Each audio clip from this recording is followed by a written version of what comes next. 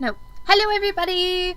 Welcome back to the Beating Dreams live podcast stream tonight. And this is the famous me. Allison. I'm not famous. I talked about you a lot just a minute ago. Why? I was the noisy background person. You were the intrusive thoughts. I was the intrusive thoughts. It's true.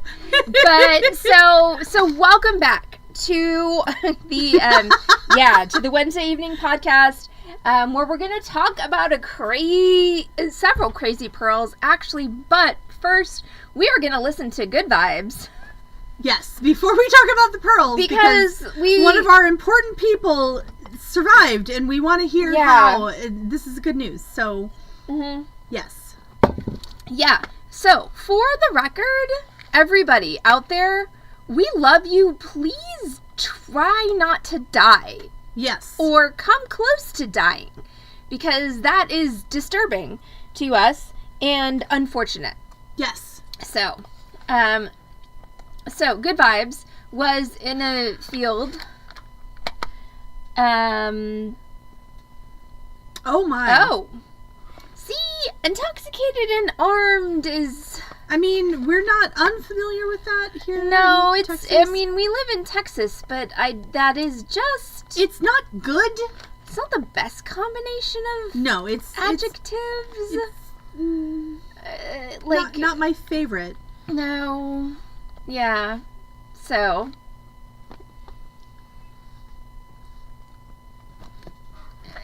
Motorbikes or horses? Again, since we're in Texas, not completely unfamiliar. However, okay, this camera is set for Heather. It was set for me. And Heather's much taller than I am. As you may have noticed, Heather is definitely a different size. Heather is taller than Allison, for sure. Though, this is Heather's shirt that I am wearing, and I loves it very much. It is not a shirt that fits me in my current Well, see, that's iteration. That's the great thing about all of us at the Beating Dreams, is we just kind of, can, recycle around clothing as we all change sizes. Okay, hold on. I need to move this. I can't read it. Bah! Whoa! What? Holy shit! It's after 7:30, so I can say that. What the hell is going on? Wow! Gah!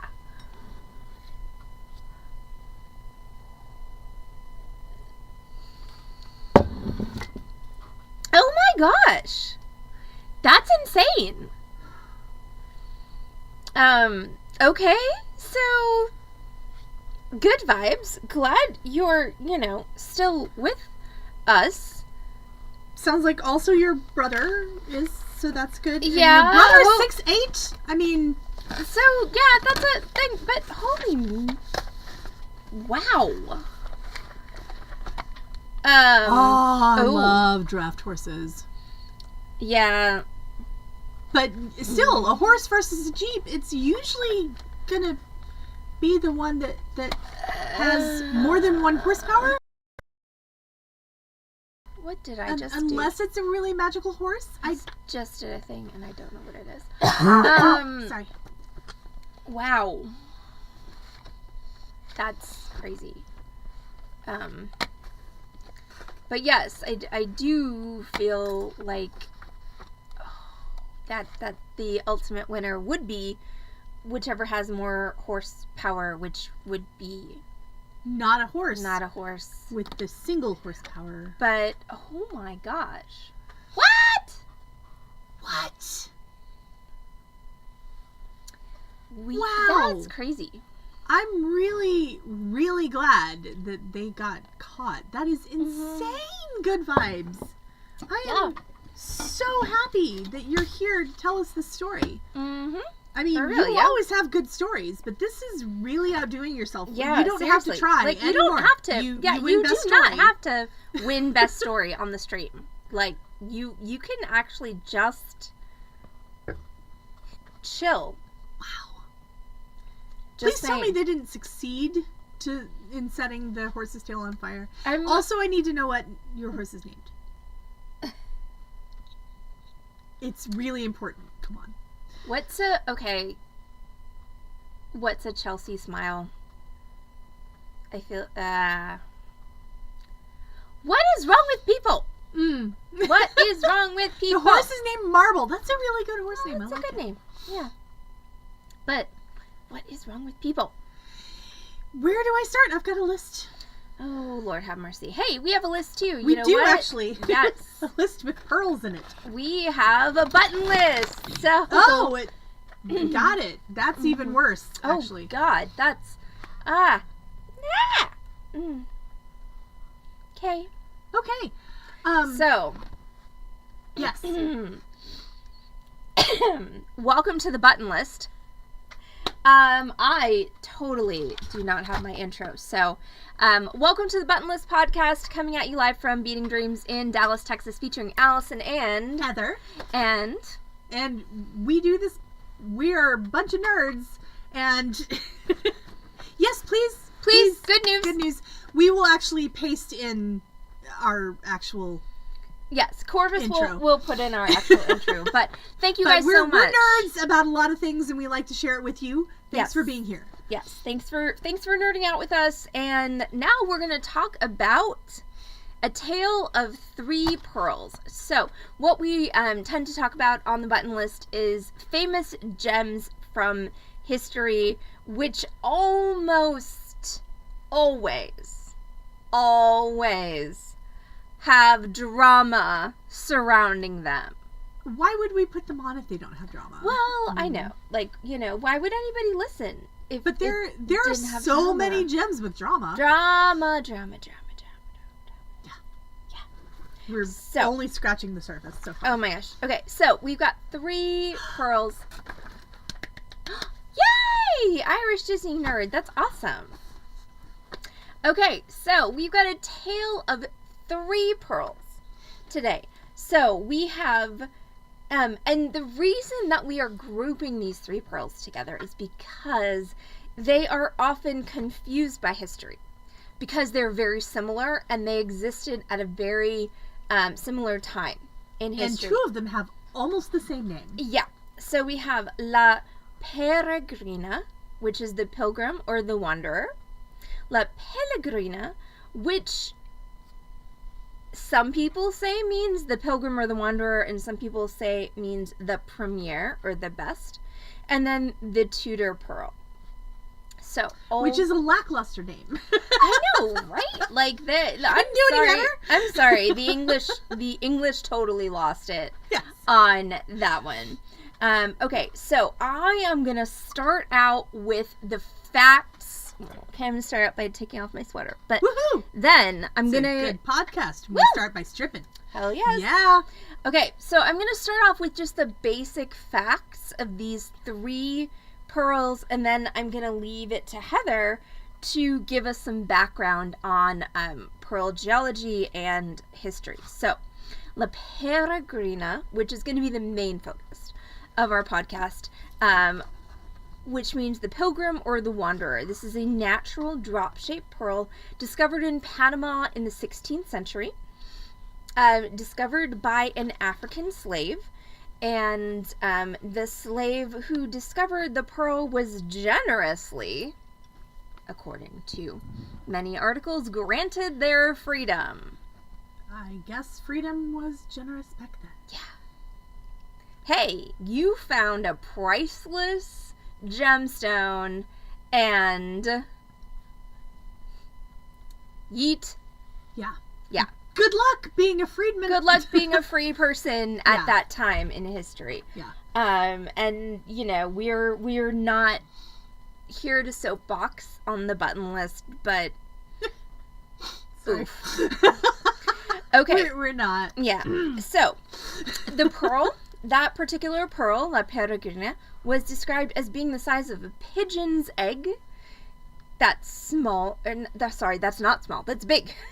That's large for a pearl, not a quail's egg. Not a quail's egg, a pigeon's egg. Naturally pear-shaped and with superb color and pearlescence, reportedly weighing 223.8 grains. Sorry, y'all. We'll talk about grains. Yeah. And the we'll conversion. talk about grains and the conversion in just a minute. The pearl was... Yay! So since the pearl was discovered in Panama, Panama was a Spanish colony at that time, so the pearl was transferred to the governor of the Spanish colony, and it was then transferred to the Spanish monarchy.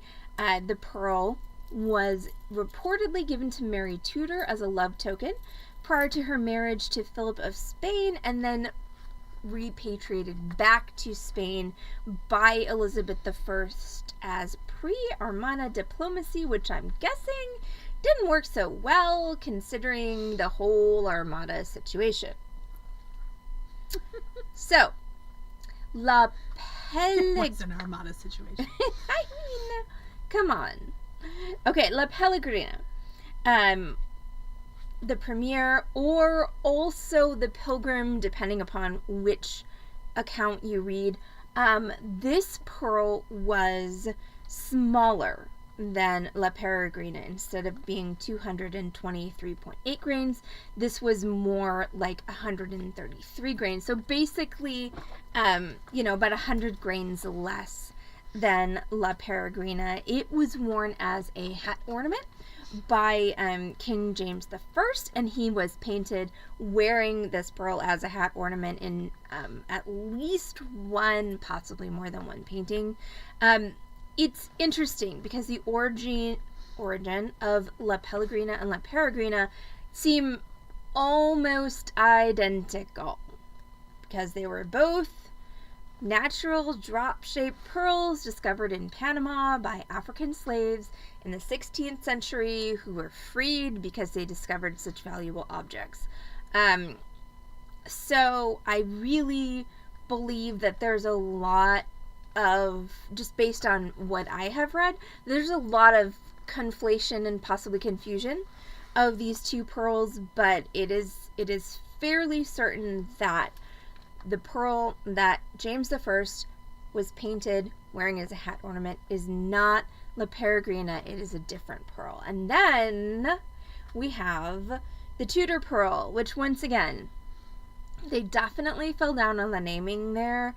But that pearl was also found in the 16th century, around 1526, and was given to Isabella of Portugal, and is estimated to be 258 grains. And that pearl is the one of these three pearls of which we are telling tales that we have the least information on. Once again, I think because these three pearls have been mixed up a lot. So Heather, what's a grain? So a grain is 1/4 of a carat,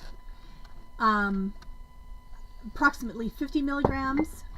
So 1/4 of a carat is 50 milligrams or 0.77 grains. So it's a really easy conversion, obviously. For you mathy people. For the rest of us, we're like, what? So C13 is a unit that was formerly used by jewelers to measure pearls, diamonds, and other precious stones before we started using the Have we lost everybody yet? We still have viewers, so no, good. Why are you assuming we lost? I'm just checking. Just because I started talking. No, just because we started talking about math. Look, math is cool sometimes. Sometimes. So, it's also called the jeweler's grain or pearl grain. And it's the C13 is equal to the 1/4 carat and the 50 milligrams. So to convert the first pearl, La Peregrina, which was 223.8 grains, that one would have equaled about 74.6 carats, which is a pretty That's a lot. hefty That's pearl. big. But I can convert the others. I just haven't done the math for them yet because Allison was fast. What?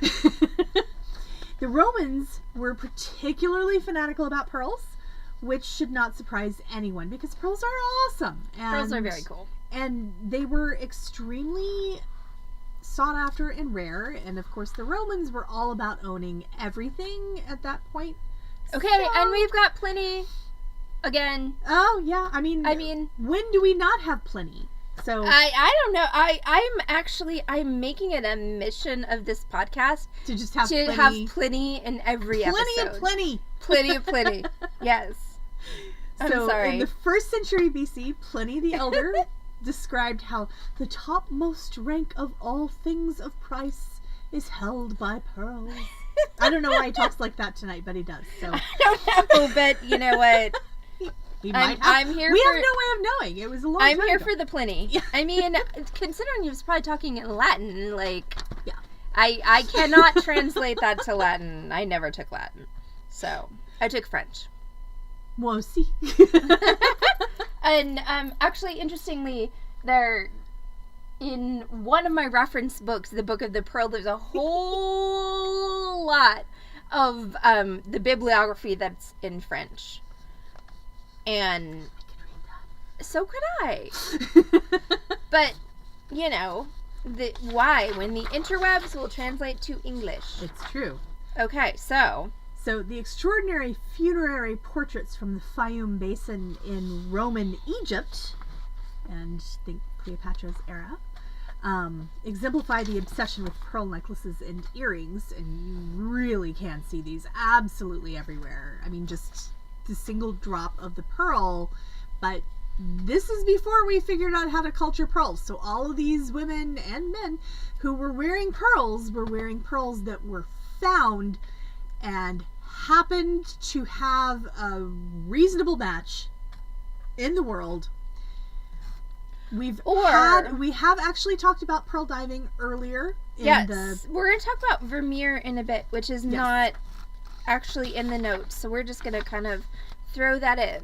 Okay, you're going to throw that in. Yeah. Yes. But in a hot minute. Okay. Keep going. So, even if the original owners sometimes possessed pearls that were fakey fake. So, we don't sell a lot of faux pearls here at the Beating Dreams, but we get asked about them a lot. And culture pearls are not faux pearls. They're not. They're real. They are actual pearls. They were just made on purpose. Like they're farmed. Making like cows make milk. Like the corn that you get at the grocery store is real corn, even though it grew on a farm. It just was made on purpose. Yeah. Mm-hmm. So some of these Roman women wearing their pearls were wearing faux pearls that were fabricated from silver and glass. And I can only imagine that must have been quite the time-intensive thing back then. Because we definitely did not know on a molecular level how pearls were made. Mm-hmm. And so, real ones were so valuable that one Roman general in the 1st century AD, according to Suetonius, could fund a military expedition by selling off just one of his mother's pearls. Now, this doesn't actually say whether his mother had 2 or had a necklace, but either way, one pearl, enough for a military expedition. This same particular general, Suetonius, also claimed that the Romans' invasion of Britain was inspired by the promise of pearling sites in the barbarian countries' rivers. So, which I feel like is probably not... I feel like that's not accurate. Well, I mean not pearls. Yeah, but I kind of feel like I think there were a lot of things that went into the. I feel like they were sold a bill of goods. Well, I mean, I'm pretty sure that this is like because I don't think there are a ton of pearls that come from the rivers in Britain. Real leather made in a factory. Oh, that's amazing! I love that. Yeah, yeah. I do think that they were sold a bill of goods. I think that it was...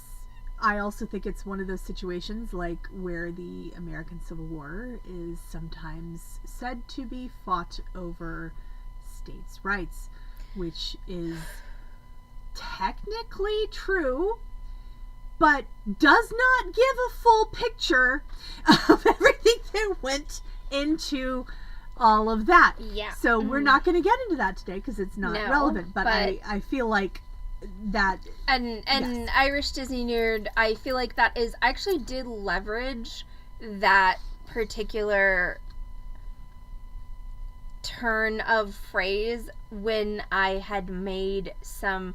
So for Halloween, I made horns because I was the devil with the blue dress on. And so I took my horns after Halloween and I set them in silver, and so God, what the heck did I call vegan horns? Yes. They were made from polymer clay, but I called them vegan horns, and I sold both of them set in silver. So I do feel like I've like leveraged that on my own behalf, but at the same time I wasn't really trying to take myself very seriously during that particular time. Yeah. So anyway, but pearls have been taken very seriously in a whole lot of ways, like in religion. Yeah. Okay. Yes, I'm throwing it back to you. Okay. So, just yes. give me a second. Even in religions, especially Christianity, were shaped by pearls. There, in the Gospel of St. Matthew, you will find the parable of the pearl.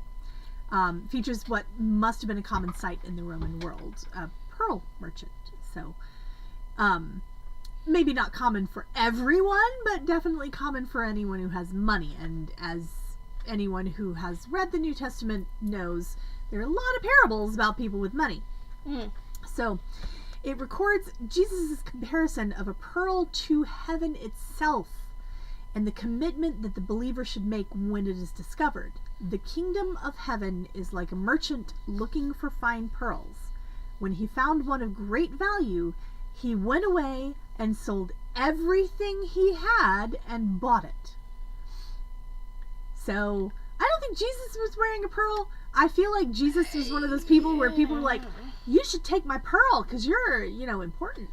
And he's like, no, that's not my thing, man. Yeah. Definitely. So, a pearl's scarcity, shapeliness, and pure coloration. I also love that shapeliness is included in there, because I feel like that is an innately sensual word. It is. But Song of Solomon is right there in the Bible, so I'm just saying. They tell us not to think these thoughts, and yet, sex sells. Yes. Seriously. A pearl's scarcity, shapeliness, and pure coloration also made it an apt symbol for Jesus. Yet early Christian writers like Ephraim the Syrian, Origen, and Clement of Alexandria, I gave Heather all of those words on purpose. Openly criticized people who saw them merely as items of jewelry and missed their true Christian significance. Who knew that all the jewelry out there... Wow, okay. All the jewelry, it turns out, all the jewelry out there is symbolic if you look at it hard enough. Nevertheless, by the late Middle Ages and Renaissance, pearls were incorporated into decorative crucifixes where they served as symbols of the purity of Christ and the Virgin Mary. You would also find them a lot in rosaries. Yes, pearly white for pearly gates. Pearly white leads straight to the pearly gates. Yep. So, but honestly, most pearls back then, not actually pearly white. Because usually the whiteness of pearls is due to their bleaching, which is interesting. So, we may all be aiming ourselves at an unreachable standard. A few other sizable pearls were sent back to the old world at this time, including one confusingly titled La Pelegrina, which is of a similar shape to La Peregrina, and which was also originally owned by the Spanish monarchy. We will, in the notes, post the history of the provenance of the Peregrina pearl. because it's not interesting enough to go into, but if you want to know, we'll at least let you know. Yet another pearl with a similar drop shape as La Peregrina was owned by Mary Tudor in the middle of the 1500s. There's a 1554 portrait of hers by Hans Eworth, which shows the pearl prominently. And then that pearl was later owned by Elizabeth Taylor and Richard Burton. Well, the portrait was owned. Originally owned by or later owned by them when they thought it was depicting La Peregrina. But spoiler alert, not La Peregrina. So literally, Elizabeth Taylor and Richard Burton, when they discovered through research that the pearl depicted in this portrait was not La Peregrina, which has been owned by Elizabeth Taylor. We'll get to that in a minute. They were like, yeet. We don't need this portrait. Donate this portrait. Portrait. Goodwill it is. Like, portrait away. We don't want it. Like, seriously. they don't, like, they donated it on immediate knowledge. Like, wait, that is not? Okay, that's bye. not, no. Okay, bye. See you. Yeah. Bye, Felicia. Right? Yeah. Hi, I'm the problem. It's me.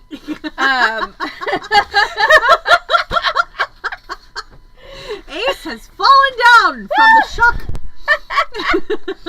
Okay, so, but this, once again, this is not, I think, an issue of someone lying or purposefully miscommunicating what the jewel is in the portrait. I think this is the fact that there were 3 freaking pear-shaped pearls at almost exactly the same time in history. Almost the same name. Yeah. And all of them went like back and forth between the Spanish and the English. Like, all of whom were related. Yeah. Oh, well, we'll get to that in a hot minute. Because, yes, incest. Oh, boy. Incest is not best. Oh, God. But, not all things that rhyme are good.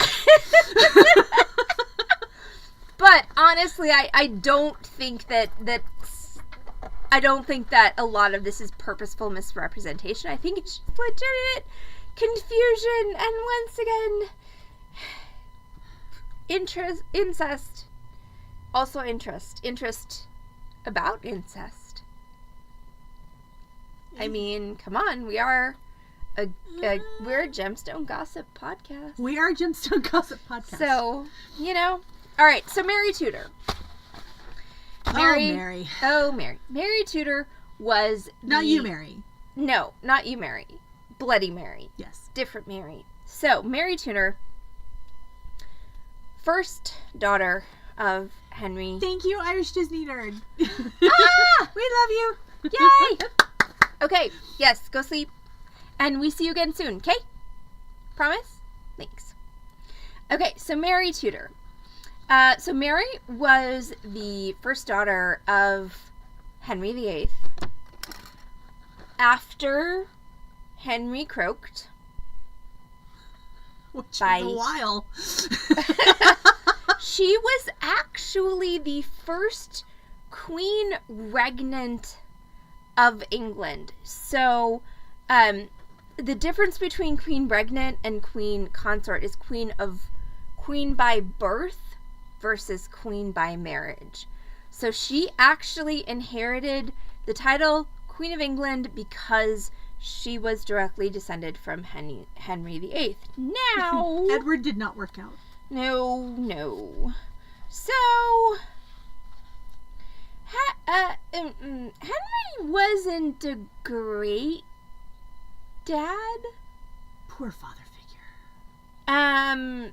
And he basically ignored her mother while her mother was dying because he was enamored of Anne Boleyn, who then... No, there are no great twins in any of these stories. Yeah. So,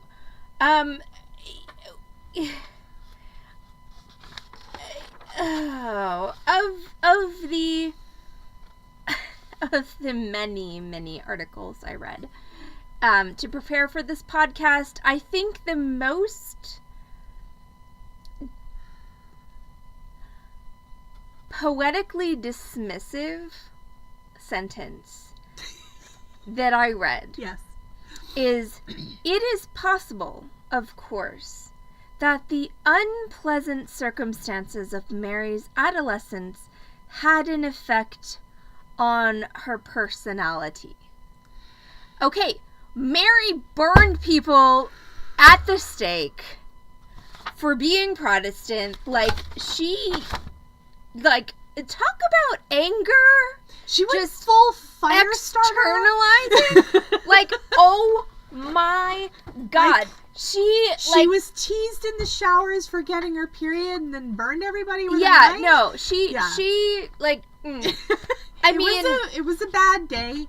Oh my God. Series of bad days. Lots of bad days. Yeah.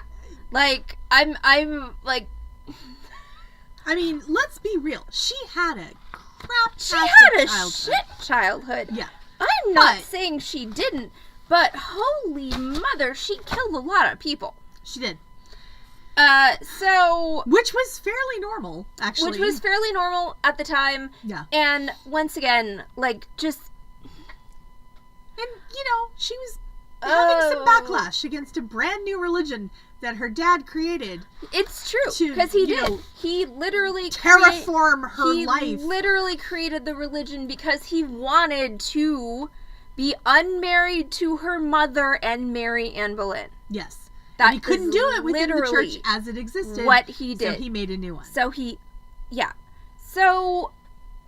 while understandable doesn't mean we have to say, amazing. Don't be the child of Henry VIII, because holy crap. If your chute, when you baggage, come down from heaven, is labeled Henry VIII, go a different way. I don't care if you're a peasant or a rat. I mean, I'm going to say baggage, not just with a capital B, but with a capital everything. Like, Baggage. Like, take the damn ring to Mordor. Like, that's just... Whole man disposal services. Yes. Right? Whole father disposal services. Like, cannot even imagine. So, Mary killed... Some people. Mary fell in love with Philip of Spain upon seeing a portrait of him in 1553, and she received the La Peregrina as a love token from Philip, because at that point it was in the Spanish crown jewels. So she received La Peregrina as a love token from Philip in 1554 prior to their marriage. They were married in 1554, later that year, 2 days after their first meeting. Their marriage was... Not even enough time to read the banns. You have to get definitely a special license. Mm-hmm. Yeah, well, unless you're, the Queen Regnant? Yes! Their marriage was troubled. Philip described it as the marriage was concluded for no fleshly consideration. Philip saw no booty. Nope. Okay. Poor both of them. Yes. Now we're going to skip ahead to yet another Philip. Yep. But not a Mary. So Queen Elizabeth, Philip IV's first wife. Where's the pearl in this picture from 1632? In a picture from 1632. Yeah, no, sorry. Portrait. I didn't, because... A portrait. Yeah. And we're not including pictures because we're a podcast. Because we're a podcast, and also because... Yes. Printing ink. So the curse of the pearl continued to... But I've lost the rest of my script. To affect the love lives of Literally. those who wore it. And both Isabel and Philip were rumored to be having affairs. Which... Get it, Isabel. I mean, usually it's just the guys, so... Hey. No, there was a poet Yeah. I mean, come on. Isabel was thought to be having an affair with her gentleman in waiting, Hi, Tally Fat. who was the poet Peralta. But I've literally lost the rest of And it. Peralta neglected a warning that his life was in peril. I'm gonna be making shit up. And do you need to go make a copy? No, I'm gonna... Are you sure? I can figure it out. I can hand... I'll hand things to you. Keep talking. I'm going to hand things to you, and you can hand them back. Yes, it was No, definitely the pearls, and nothing else. No, I think I just accidentally paper clipped it. So Peralta neglected a warning that his life was in peril, and that turned out to be bad choices. So he was murdered as he stepped out of his coach. Poor guy. He did. He did. Our Again. running theme continues. He did. The responsibility for his death was divided between Philip IV and Olivarez, who was the prime minister and Philip's favorite at the time. And who knows at that time? I mean, was Olivarez one of the people he was having an affair with? No, probably not. But maybe. Who the heck knows? No, there was. I mean, No. I'm just making up rumors. seriously. now, 'cause I can. No, but everyone was sleeping with everyone. It's true. At that point in time. I mean, they weren't Roman, or Greek. I know, but I still feel like there was a lot more. A lot more experimentation than history yes, will absolutely. allow. Like, there were no gay people before 1984. Right. There were definitely none. Zero. Just a whole lot of unhappy marriages and sworn bachelors. Yeah. And ladies who didn't marry and so forth. Yeah. On Isabel's death in 1644, the pearl was passed to Philip's second wife. Yeah. So, who was Philip's second wife, Heather? I was pausing because this part This part is actually painful. This part is quite painful. So, Philip's second wife was Mariana of Austria. Again, this was not a love match. True romance was never in the stars. It was never in the stars for anybody in this time period. No, really. If you were royal, fair, you did not get to have a love match. Sometimes you lucked into falling in love with your partner you were assigned, but... However, this one is distasteful to those of us with modern sensibilities. Was Philip's 14-year-old niece from Austria. So the marriage produced 5 children, 2 of whom survived into adulthood, and shockingly suffered from the physical effects of inbreeding, which, again, not uncommon. Not uncommon in the for royal the families. times. Yes. But yes. So to our modern sensibilities, still distasteful. Yeah, I mean, there were definitely reasons the Bible had specific, in the Old Testament, had laid out specific things. You don't marry this close, this is who you can marry, and the royal family was like, screw that, they've got land I want. Oh, I didn't actually know that about the Bible. Oh, yeah. Huh. Yeah. Okay. Yeah. So, yay Jesus, but... Well, Old Testament, so not Jesus. Yay God. Yeah. So God tried, but the royal family was still like, land. So God was, okay, so what you're saying is God tried and capitalism. God tried and capitalism failed. Yes, that is. Yeah. So Mariana died on the 16th of May, 1696. Did I just say something that's Republican? Because... No. Okay, you didn't. Because they're pro-capitalism, trust me. Oh, Lord. Okay. Continue. So, Mariana died on the 16th of May, 1696. Almost made it to 1700. At the Sena Palace in Madrid. And at that moment, a total eclipse of the moon occurred, which cloaked the Spanish capital in total darkness. That's not how that works. Okay, but I'm still saying, at that time, there wasn't all this ambient light. There was a total eclipse of the sun. I'm sorry. We're going to definitely have some Little Shop of Horrors at our eclipse party. Yes, we absolutely are. Yeah, those of you who are local, we are having an eclipse party, and honestly, we should stream it. 100%. So, while there's a total eclipse on a week from Monday, right? Oh, God, yes. I think it is. Ah! We're going to have an eclipse party. We are. But anyway. Moon pies, champagne, sun chips, and other crystal sun wrapping things to and be, other things. Yes. Sun and moon things to be continued. So, yes.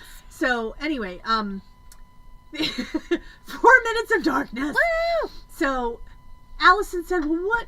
A total eclipse of the moon doesn't do anything. Why? It's already dark. But back then, there wasn't nearly as much ambient light. Okay, so that's you fair. did rely on the moon. Okay. If the moon was not giving you any light at all at night, then that was pretty terrifically dark for you. You've only got stars, which are not known for, aside from the sun, for giving us a whole lot of light to see by. Okay. So, yes, I mean, it was still a thing. And also obscured were details of the pearl. Along with the death of the unfortunate Mariana, documentation regarding the pearl was lost, and it wasn't until about 1813, which was well over 100 years later, 117 years later, way that to the be pearl mathy. reappears in history. So, in 1808, Napoleon invaded Spain, crushed the Spanish, and placed Joseph Bonaparte on the Spanish throne. Joseph ruled for 5 whole years.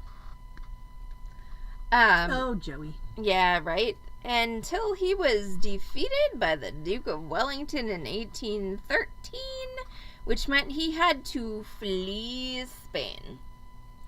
When he fled... Bye, girl, bye. Yeah. Well, no, he was like, no. Hey, these jewels? These crown jewels? Yeah. I'm gonna take them, and I'm gonna flee.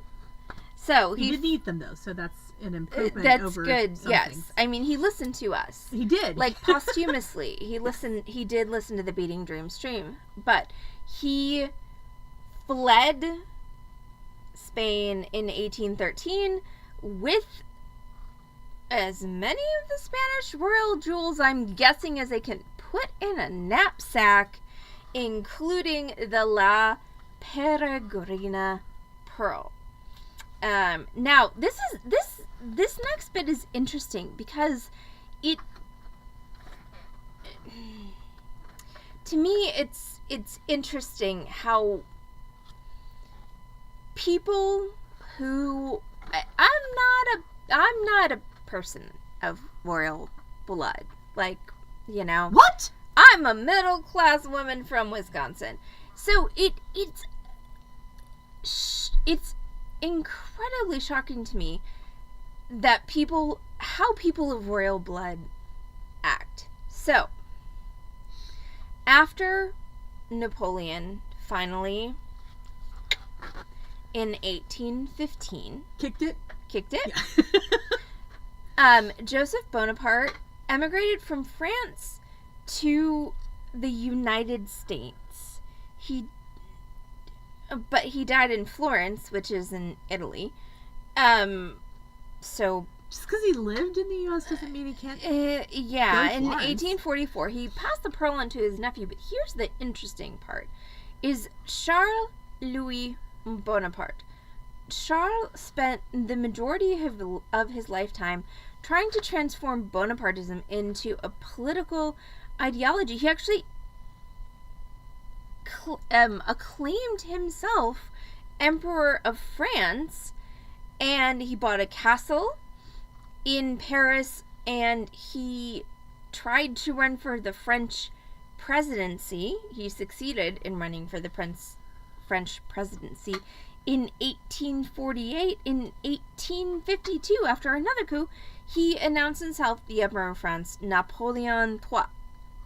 Like, how do you just say, I am the Emperor of France. Like, how do you have the stones for that? Well, like, I don't. No one in his life ever told him he wasn't the one true Like, king. I don't, like, I mean, can I just declare myself the Emperor of Texas and then go kick Ted Cruz in the face? Girl, we can't even declare ourselves competent to run our lives. Son of a bitch. That's not helpful. Nah. Okay. This is why we got rid of royalty in the U.S. So, Napoleon III, unfortunately, did not really have a whole lot of success as being Emperor of France, and he needed money. Yes, the paper. He needed the paper.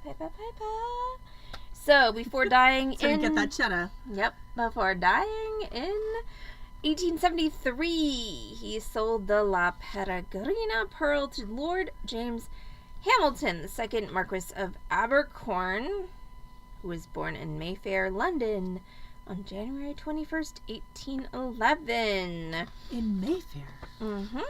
Shocking. What were the odds? Over the next few years, the pearl fell out of its... Oh, okay, this is a thing. Like, the Peregrina pearl was set surprisingly terribly. It fell out of a setting multiple times. Well, it's big and fat. Well, right, but come on. Hello, Subtrist. Hi, Subtrist. We don't actually have that. Oh, we don't have that. We should. Yes, we should. But, yeah, so the pearl was set terribly. So it got lost multiple times at Windsor Castle, at Buckingham Palace. Finally, it was re-drilled, reset, and stopped getting lost. But now we're talking about 1969. So, header. So, 1960... Wait. Where? I know. I think I've conflated our... You have a bit. Well, talk about Richard Burton. Okay, so Richard Burton purchased the pearl at the Sotheby's auction in 1969 for $37,000. Which is a lot, but not for this thing. Not for that thing. So he gave it to his wife, Elizabeth Taylor. You might have heard of her. Maybe? Yeah. As a Valentine's Day gift during their first marriage. Because remember... They were married. This was a tumultuous relationship. Yep. It was spring 1969, and in the top floor apartment of Caesar's Palace in Las Vegas, Elizabeth Taylor was in a blind panic. Ah! Why, you might ask? Why, Heather? Well, her most beloved item of jewelry, which was a drop-shaped 25.5 millimeter, 1 inch long. That's not actually... Yeah, okay. Yes, that is true. Big natural pearl. Big pearl. Which her husband, Richard Burton, had recently spent a fortune, $37,000. Because, you know, I mean... That was a fortune not that long after 1969. That, I know that houses could very easily be purchased for like $25,000. Yeah. So, so it was he spent a house and a half. Spent a house and a half. A small house and a half. In a nowhere area. I don't think that Richard Burton or Elizabeth Taylor were interested in a small house anywhere. Which is why they obviously bought a pearl instead. Yeah. So her pearl had vanished. The pearl in question, known as La Peregrina, was one of the most famous in world history, prized for its size, perfect teardrop shape, and impressive provenance, which again will be been talking about. Yes. Before Taylor owned it, La Peregrina had been owned by some of the most powerful dynasties in European history and had appeared in portraits by artists including Peter Paul Rubens and Diego Velázquez. You might have heard of them if you have ever taken an art history class that included that era at all.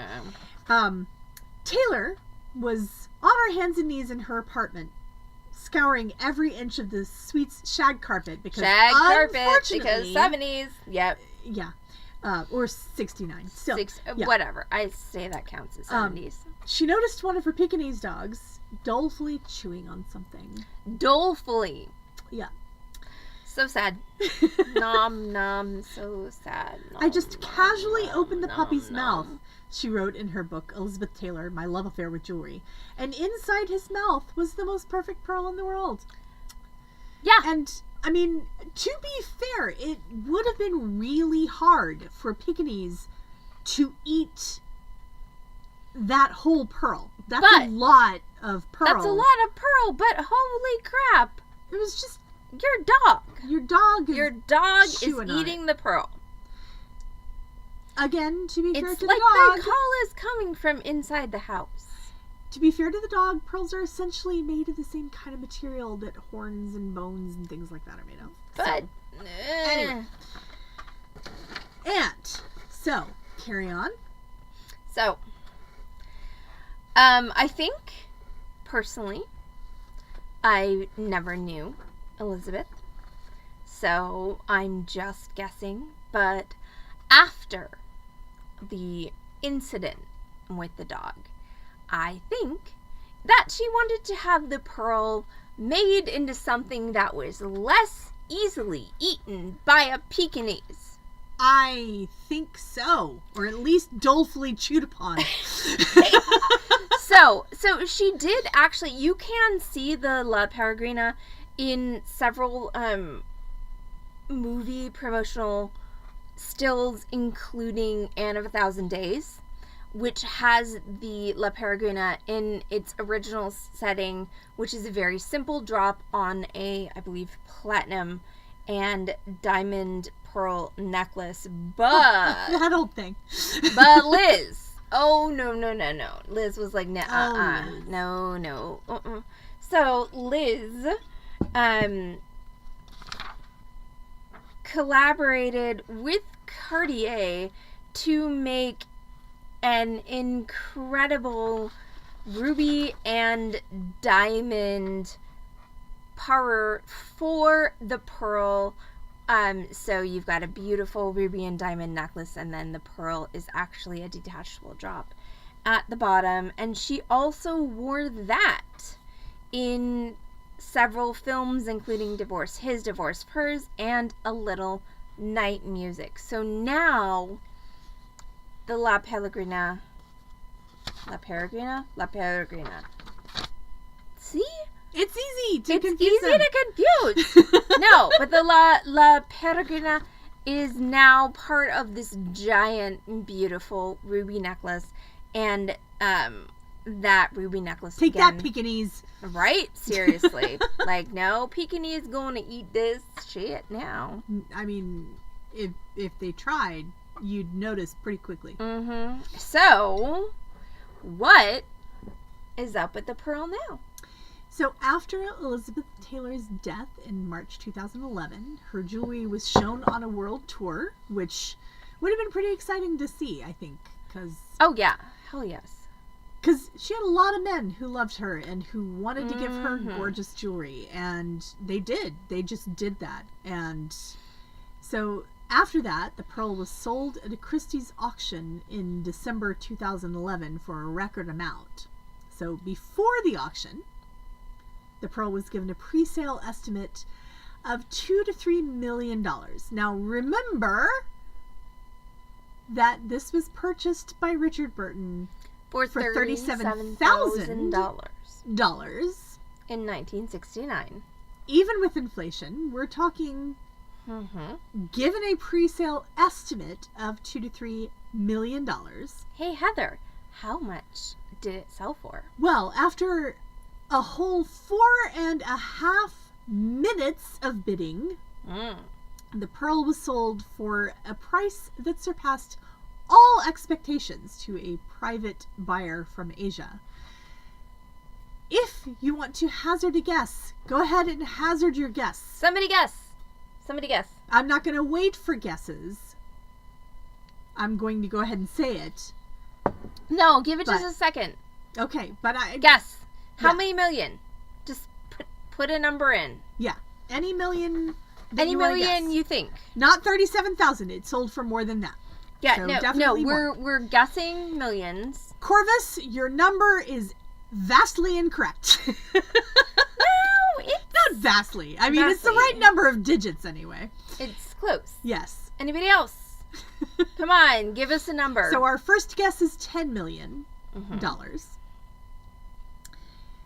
And I'm not seeing any other guesses, but okay. Well, $11.8 yes. million was the final sale price after only 4.5 minutes of bidding. And you have to wonder how much of that was from which lady owned this pearl, or gentleman, for that matter, because everybody owned this pearl. Everybody owned this pearl. All the countries, everybody. So $11.8 million, and now it is in a private collection in Asia. In Asia.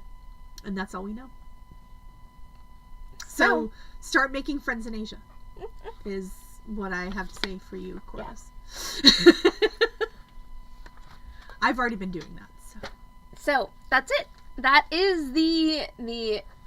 Well, it doesn't. It's still out there. It's still out there. It's just in a private collection. Yeah. So if I mean, it's not like we had just as much access to it when it was in Elizabeth Taylor's hands as we do right now, most of us.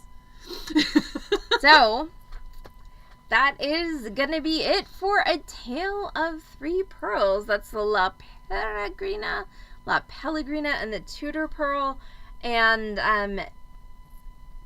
actually, we really only know about the disposition of one of those, La Peregrina. Yeah, they all just kind of they all just went like this, and then yep.